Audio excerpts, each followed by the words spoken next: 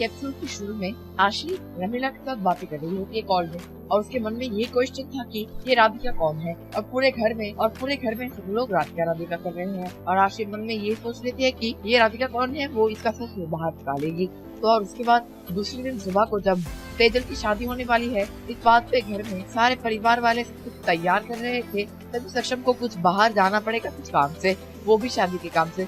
तो इतने में गोपिका चिराग से सुनती है कि तेजल और विजय एक साथ डायमंड मार्केट गए हैं, तो वही के पास एक क्लिनिक है, ये पता चलता है गोपिका को। तो इसी बात में वो सक्षम को बोलती है कि वो तो जब बाहर ही जा रहे हैं डायमंड मार्केट के पास एक क्लिनिक पे छोड़ देने को, और वो इसका रीजन बताती है कि उसका पेट दर्द है। सक्षम का मन ना होते हुए भी वो गोपिका को लेके जाते हैं, और डायमंड मार्केट के बाहर विजय तेजल के साथ फिर से बदतमीजी करने लग जाता है और उसे चोट पहुँचाने लगता है। तो इसी समय सक्षम और गोपिका भी उसी रोड से निकल रहे थे जहाँ पर गोपिका उन दोनों को देख लेती है। तो और वो सक्षम को जल्दी से गाड़ी रुकवा के दिखवाने की कोशिश कर रही थी, पर तभी एक दिक्कत हो जाती है। सक्षम और गोपिका खड़े थे दूर, तो इसी बात पे एक ऑटो रिक्शा और एक बाइक आके उन दोनों का व्यू ड्रॉप कर देते हैं। तो और उसके बाद जब गोपिका बार बार दिखाने की कोशिश कर रही थी सक्षम को, तभी सक्षम गुस्सा हो जाते हैं। तो गोपिका को उसी जगह पर छोड़ के सक्षम अपनी गाड़ी को भी छोड़ के वहाँ चले जाते हैं, क्योंकि शायद उन्हें वहाँ पर ही कुछ काम था। तो सक्षम के जाने के बाद फिर से विजय तेजल के साथ बदतमीजी करने लग जाता है। तो ये चीज फिर से देख लेती है गोपिका, तो वो सोच लेती है कि अपने फोन में ये चीज रिकॉर्ड कर लेगी और उसके बाद सक्षम को मिथिला को दिखा देगी, पर ऐसा नहीं होने वाला। जब वो इस चीज को रिकॉर्ड कर रही थी तभी विजय एक आईने के सहारे गोपिका को देख लेती है रिकॉर्ड करते हुए। तो तेजल को गाड़ी में बैठने की बात बोल के गोपिका से विजय साइड में मिलने जाता है। मिलने जाने के बाद गोपिका का फोन उसके हाथ से लेके विजय तोड़ देता है। बाद में वो फोटो गोपिका किसी को बिना दिखा पाए। तो और उसके बाद विजय जाते जाते गोपिका को धमकी देके जाता है कि अब हमारी शादी रुकवाने की कोशिश मत कर दो। तो विजय के चले जाने के बाद गोपिका को एक आइडिया आता है कि जिस दुकान के बाहर वो दोनों ऐसी बदतमीजी कर रहे थे उसके दुकानदार ने तो जरूर देखा होगा इस चीज को। पर गोपिका के अंदर जाने से पहले ही सक्षम आके गोपिका को देख लेते हैं, तो बोलते हैं कि तुम्हें तो डॉक्टर के पास जाना था, तो अभी भी यहाँ पर क्या कर रही हो। तभी सक्षम को 2 मिनट रोकने के लिए गोपिका बोलती है, और उसके बाद गोपिका अंदर जाती है। अंदर जाने के बाद दुकानदार से पता चलता है कि दुकानदार ने देखा तो है, पर दुकानदार जाके मोदी परिवार के सामने ये बात नहीं बोल सकती, क्योंकि उन्हें किसी झमेले में नहीं पड़ना। और इसे में जब गोपिका देखती है दुकान के आसपास सीसीटीवी कैमरे लगे हैं, तो गोपिका बोलती है कि गोपिका को सीसीटीवी फुटेज देने को।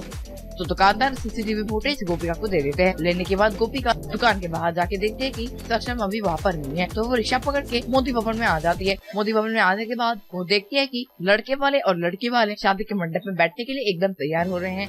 और तभी गोपिका जब आती है मोदी भवन में, तभी मिथिला मोदी गोपिका के पास जाके गोपिका को बोलते हैं कि तुम अभी हमारे घर की बड़ी बहू हो, शादी के बाद नहीं होगी, तो तुम्हें अभी शादी में रहना बहुत ही ज्यादा इम्पोर्टेंट है, और तुम बाहर जाके घूम रही हो। और इसी के साथ मिथिला मोदी कुछ डांट सुनाती है गोपिका को। तो और उसके बाद डांट सुनाने के बाद मिथिला मोदी चले जाते हैं, पर उन डांटों के बीच में ही गोपिका ने ट्राई किया था मिथिला मोदी को समझाने की कि वो क्यों बाहर गई थी, और वो दिखाने की कोशिश कर रही थी उस पेन ड्राइव की फुटेज, पर मिथिला मोदी गोपिका की बात सुनने को राजी नहीं। तो मिथिला मोदी तो चली गई। तो भागी सक्षम के रूम के पास जाती है, तो इतने में आशी के रूम का गेट भी खुला था, जहाँ से विजय गोपिका को पकड़ के कमरे में लेके आता है, और कमरे का दरवाजा अंदर से लॉक कर देता है। लॉक करने के बाद विजय बोलता है कि क्या लगा था गोपिका को कि विजय को कुछ भी नहीं पता चलेगा। गोपिका जब मिथिला मोदी को विजय के फुटेज दिखाने की कोशिश कर रही थी, तभी पीछे खड़े होकर विजय ने सब कुछ देख लिया था। तो इसी बात पे गोपिका को विजय कमरे में लेके आता है, और इस बार भी फोन की तरह इस पेन ड्राइव को भी खत्म करने का प्लान बना लेता है विजय। और प्लान में कामयाब होते रह गए विजय, क्योंकि गोपिका देने को राजी नहीं।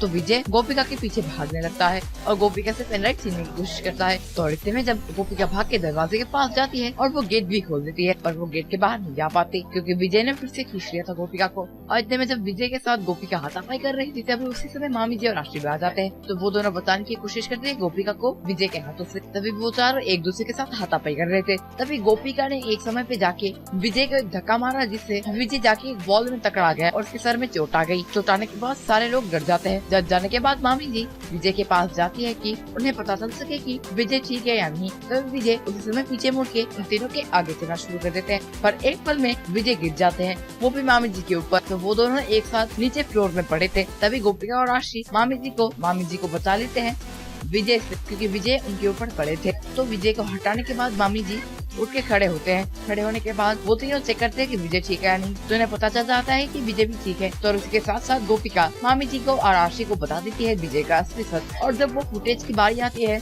तभी गोपिका देखती है कि उसका बैग उसके पास नहीं है, यानी कि हाथापाई के चलते उसके हाथों से बैग गिर गया था।